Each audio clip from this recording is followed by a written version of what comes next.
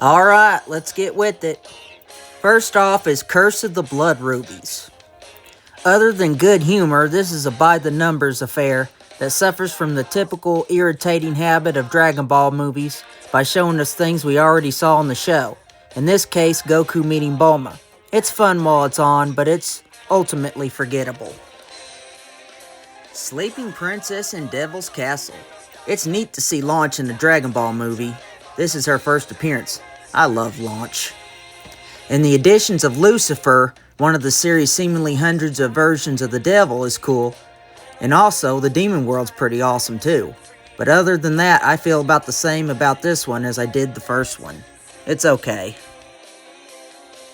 Mystical Adventure. Now this is more like it. This movie is really flaky and off the wall. It seems to be an ADD version of the Red Ribbon arc with the Tien arc mixed in. And it changes things so much that it always keeps you on your toes. For instance, Chaozu is now an emperor and General Blue is now a good guy.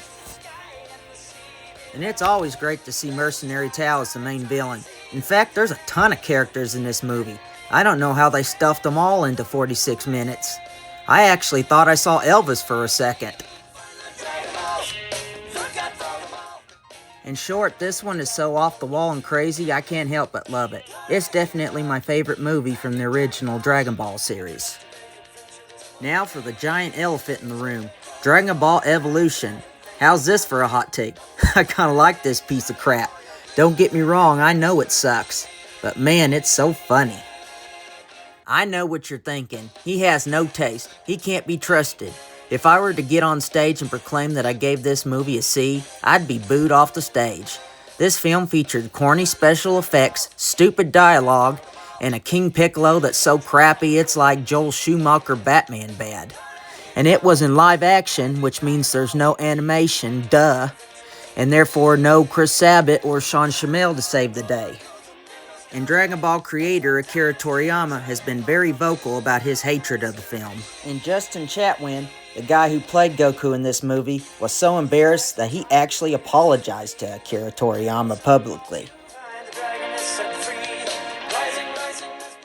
Now, instead of being a happy-go-lucky, innocent, lovable guy, Goku is now a whiny, emo teenager. It's not only considered the worst Dragon Ball related movie, it's considered in some circles one of the worst movies ever made, period.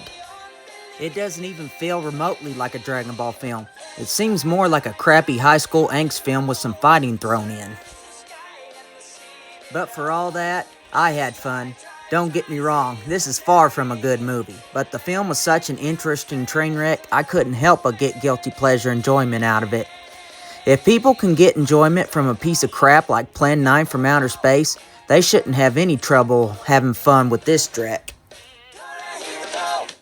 And by the way, Chi-Chi is played by Jamie Chung, which automatically means Chi-Chi is smoking hot in this one. Seriously, I could watch her recite the phone book and be entertained.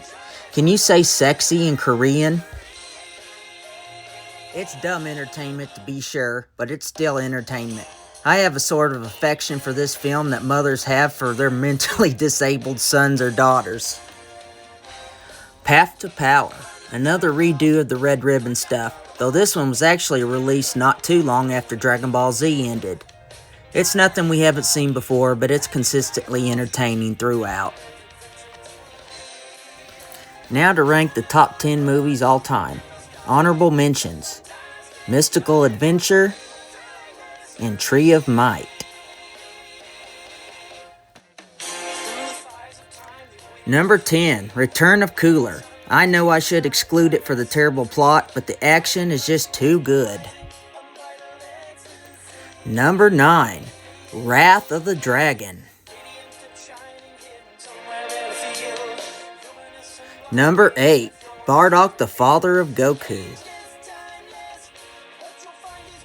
Number 7, Super Android 13.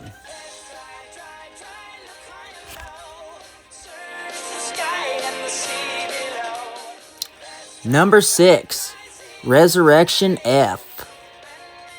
Number 5, Fusion Reborn. Number 4, The Dead Zone. Number 3, The History of Trunks. Number 2, Cooler's Revenge. And number 1, Lord Slug.